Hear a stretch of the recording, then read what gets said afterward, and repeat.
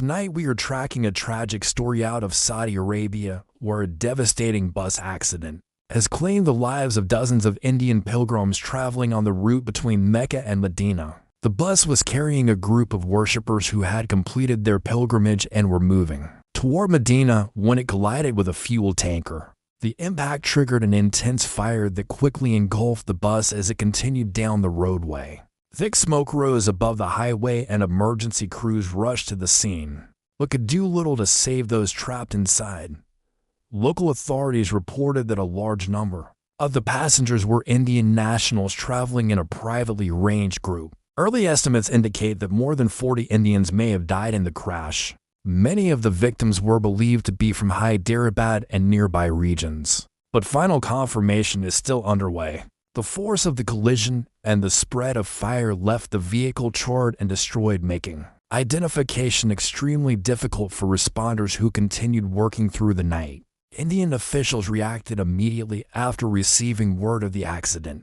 The embassy in Riyadh and the consulate in Jeddah activated emergency response teams and set up dedicated helplines to support families searching for information.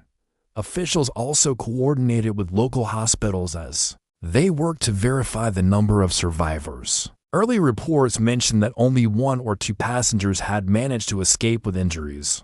Rescue teams described the scene as one of the most challenging highway fires they had confronted in recent years due to the tanker fuel involved. Leaders in India expressed deep grief over the news. Messages of condolence were issued, and the government committed to providing full support in repatriation and family assistance. State authorities in Telangana also began reaching out to families of the missing and deployed teams to gather confirmation as the numbers became clearer. The broader focus now turns to the investigation.